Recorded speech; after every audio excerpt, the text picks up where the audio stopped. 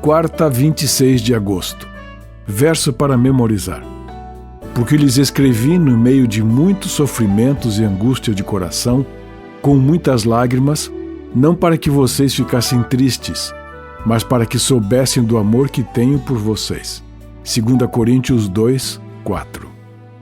Perdão e reafirmação do amor. Em vez de visitar os coríntios uma segunda vez, Paulo, ao retornar a Éfeso, enviou o que ficou conhecido como a Carta Severa. Ouça 2 Coríntios 7, 5 a 13. Porque quando chegamos à Macedônia não tivemos nenhum alívio. Pelo contrário, em tudo fomos atribulados, lutas por fora, temores por dentro. Porém Deus, que consola os abatidos, nos consolou com a chegada de Tito.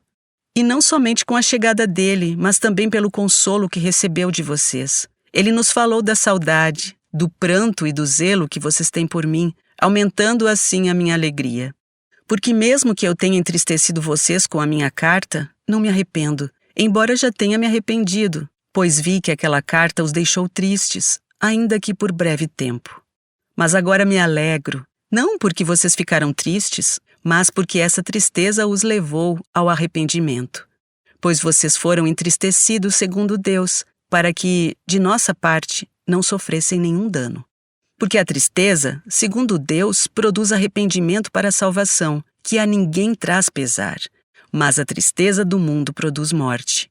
Vejam quanto cuidado produziu em vocês o fato de serem entristecidos segundo Deus. Que defesa, que indignação, que temor, que saudade, que zelo, que desejo de punir o culpado. Em tudo vocês se mostraram inocentes neste assunto. Portanto, embora eu tenha escrito aquela carta, não foi por causa daquele que fez o mal, nem por causa daquele que sofreu a afronta, mas para que fosse manifesto entre vocês, diante de Deus, o cuidado que vocês têm por nós. Foi por isso que nos sentimos consolados, e acima desta consolação, muito mais nos alegramos pelo contentamento de Tito, porque todos vocês trouxeram refrigério ao espírito dele. Pergunta 5. Que frutos trouxe o que Paulo escreveu e como o apóstolo reagiu ao saber disso? Paulo e Tito se encontraram depois na Macedônia, onde o apóstolo ouviu de Tito a excelente notícia de que suas palavras firmes tinham produzido bons frutos, o que encheu seu coração de alegria. Se antes alguns em Corinto se colocavam contra Paulo, agora a igreja estava ao seu lado. Como é importante apoiar nossos líderes. Como membros da igreja, podemos tornar o trabalho deles muito mais leve. Ouça 2 Coríntios 2, 5 a 11.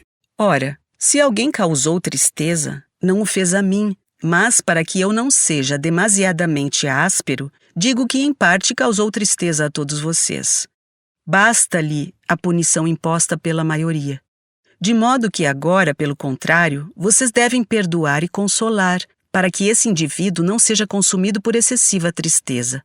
Por isso, peço que vocês confirmem o amor de vocês para com ele. E foi por isso também que eu lhes escrevi, para ter prova de que em tudo vocês são obedientes. A quem vocês perdoam alguma coisa, eu também perdoo.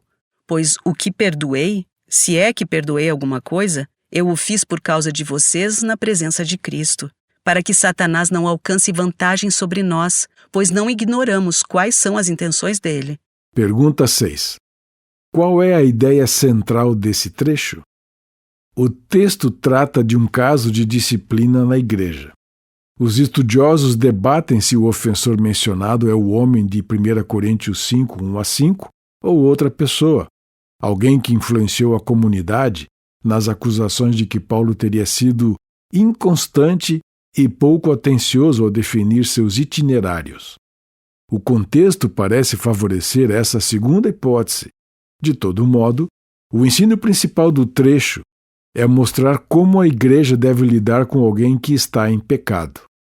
Aqui aprendemos que o propósito da disciplina eclesiástica é a restauração por meio do perdão e da reafirmação do amor ao pecador. O texto também indica que a disciplina pode ser dolorosa, mas é necessária. Algumas igrejas, embora bem intencionadas e desejosas de destacar a graça, acabam nunca confrontando pecados evidentes, até públicos. Outras, por sua vez, podem ser rígidas, implacáveis e duras. O pecado precisa ser tratado, mas com amor. Por isso, Paulo pôde exortar a igreja e reafirmar seu amor pelo ofensor, pois ele mesmo amava a igreja. A igreja de Corinto poderia amar o ofensor porque ela própria havia sido alvo do amor de Deus, expresso no amor de Paulo por ela. O que isso nos ensina sobre o amor?